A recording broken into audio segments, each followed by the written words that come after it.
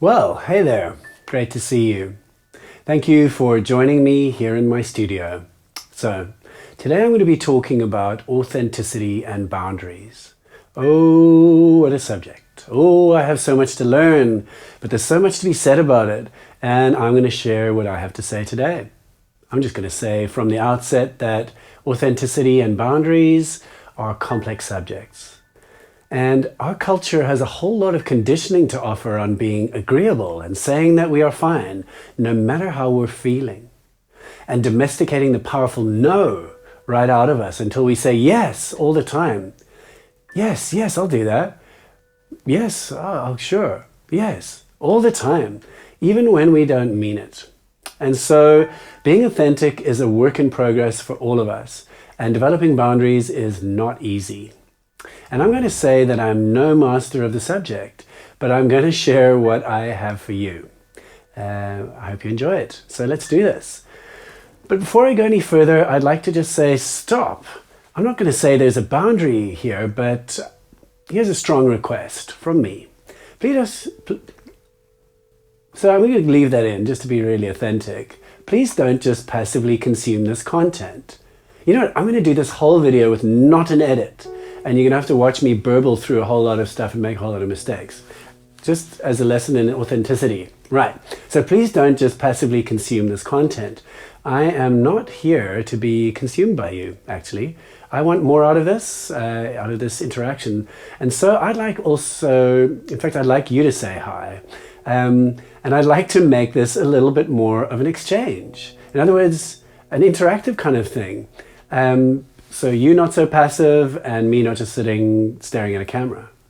And if we can have a dialogue in this, I'll be more satisfied. So I'd like you to meet my needs a little bit. Of course, I'm not sure there's anything I can actually do about this, but I'm just making a statement right now that's just expressing my needs. And I'd like you to take part in this and meet my needs and let me know that you watched it and how it landed for you. That would just be great. I just don't want to see like 57 views and one comment. That's actually what I want. I'm just speaking honestly. Okay, cool. So authenticity and boundaries. So I work with many kinds of voices, and I find there's a real continuum that ranges from people whose voices are too much, i.e. they often say things they regret, and maybe blast people with their vocal power or intense presence. They're often very impulsive with their voice and will frequently say things that they long to retract and feel ashamed of later or afterwards. On the other side of the spectrum are people who are very controlled and their voice is too little most of the time, and they never really say how they feel. And they struggle to express boundaries and struggle to express in groups of people, and this can lead to all sorts of problems of their own, really. So many of us have got a hybrid voice too, where we do a bit of both of these. Sometimes we shame ourselves by shouting or saying too much, and at other times we say nothing. We can't get a word out. So maybe let's just take a deep breath, and this is going to be a conscious, loving breath. So as we do this, find yourself letting go. I want you to also, on the out breath, let a little bit of vocal cord in. So there's a sigh. We're going to be just stimulating our ventral vagal system, our social engagement nervous system as we do this. So let's do this. Okay, yeah. So that was a good deep breath. #so blessed.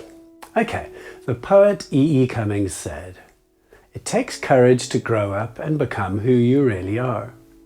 And so I think this thing about authenticity is really interesting. It's about becoming who we are, in spite of the herd instinct to fit in and be unchallenging to everyone around us. And so what is authenticity? A definition I found authenticity is of being who you are in the depths of your being with other human beings, where you feel free to say how you feel and how you are without shame and without reserve, but with some kindness and a whole lot of truth thrown in. Here's another quote. Authenticity is about presence, living in the moment with conviction and confidence, staying true to yourself. An authentic person puts the people around them at ease, like a comforting old friend who welcomes us and makes us feel at home. I think it can refer to a grounded person, or a person who self-regulates their nervous system, and a person who is real and true to themselves. So here are some useful traits of authenticity. One of them is to be self-attuned, to know what's going on on the inside, what you're feeling in the moment. We so often bypass that and roll with so how are you? I'm fine, so blessed. It's so wonderful to see you. I feel so great. But what's actually going on downstairs is also, I feel really anxious and I'm really angry at the moment, but I'm trying so hard to shove that feeling down. So authenticity invites us to become really self-attuned, to own up to what we feel. Another huge one, I think, is being willing to share our vulnerability. In other words, letting go of perfectionism and the need to be perfect and composed all the time, and being willing to allow other people to see our vulnerability. Because we are all vulnerable, but we're terribly scared of sharing our real selves for fear of rejection. And here's a beautiful quote from Brené Brown. To be authentic, we must cultivate the courage to be imperfect and vulnerable. We have to accept that we are fundamentally worthy of love and acceptance just as we are. I've learned that there's no better way to invite more grace, gratitude, and joy into our lives than by mindfully practicing authenticity.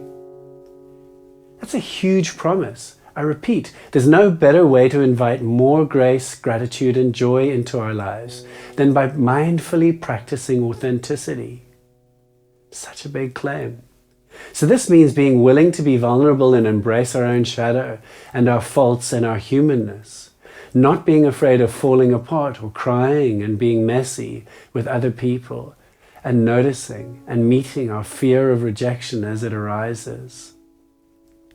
And so, we fruitlessly try to portray ourselves as perfect, which requires a lot of energy and doesn't really work. And we try to hide how utterly messy and messily human we are, even from ourselves. So I think, yes, some of this requires bravery, because it's much easier to live and stay on the surface. And it requires some bravery to open up and really be ourselves. And I want to say one of the things that keeps us from being authentic is shame and the fear of exposing ourselves and being rejected as we really are. And I have a great quote here from Oprah. I had no idea that being your authentic self could make me as rich as I became. If I had, I would have done it a lot earlier. Wow. Next up, boundaries. Also a total work in progress for me. There have been times in my life where it's felt like wherever my boundaries were supposed to be, I had loose, wet spaghetti hanging there. Hey, sure, you, just walk through this curtain of limp spaghetti, please. Yes, those are my boundaries. So what are boundaries? Brené, bless her, she has a very simple definition, which is, our boundaries are simply a list of what's okay and what's not okay. I mean, that's awesome. So what might that list consist of for you? For example, it's not okay for me to do free work, or it's not okay for me when we agree to something and then you just don't do it. I don't like being let down, or I don't like being treated badly, and I really don't like to be spoken to with disrespect. So my boundary is my list of what's okay and not okay. And this is some great journaling homework. What are your boundaries? And with some practice, we can learn to speak our boundaries with courage, but also learn to speak them with compassion, understanding that everyone is really trying their best. And one of the benefits is that over time, as you practice boundaries, up goes your courage, up goes confidence, up goes self-love, and it can allow us to feel more safe with others and therefore be loving and even compassionate with people. Without boundaries, our energy gets flattened, and around others we develop an underlying resentment. And I think resentment is one of the great keys for telling that we are not expressing our boundaries.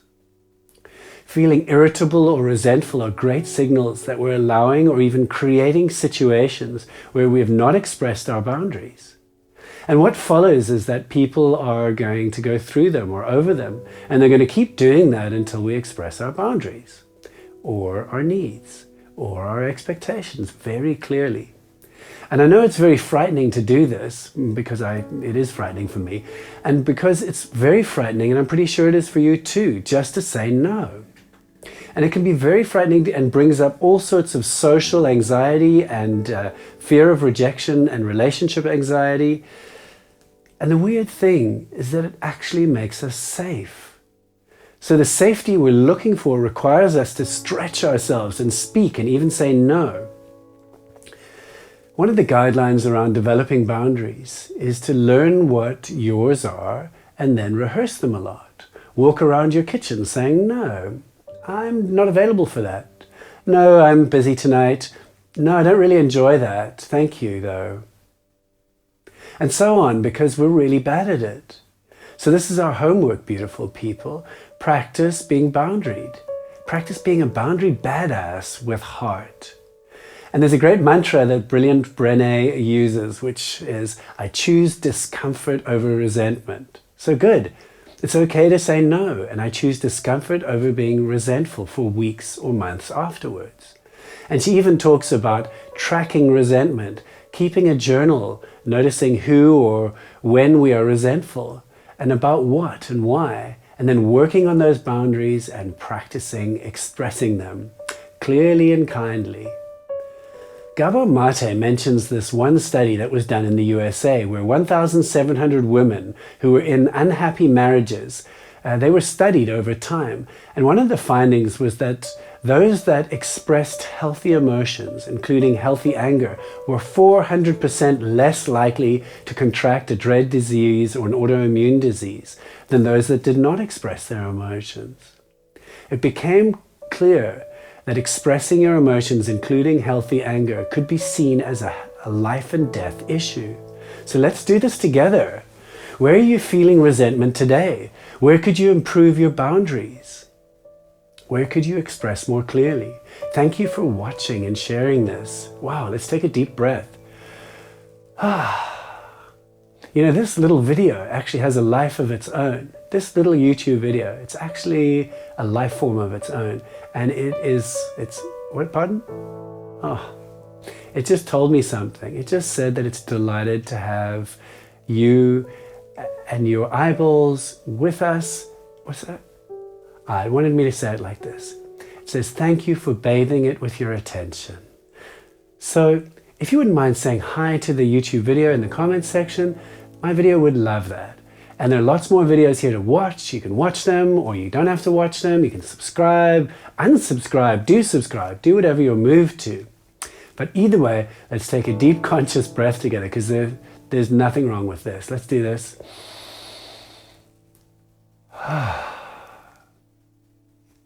You know, the longer I do this, the more I'll slowly let out my fruity, real self. And it's just a total work in progress. I'm learning this as I do it. This is a total work in progress. Like, I haven't really scripted this moment. I had no idea that I was going to talk about this particular thing. In fact, I don't even really know what I'm talking about right now. I think I'm talking about talking. But here we are, hanging out in the now. Yeah, cool. So I'm going to just finish off by saying much love and thank you and bye. I'm going to close my eyes now.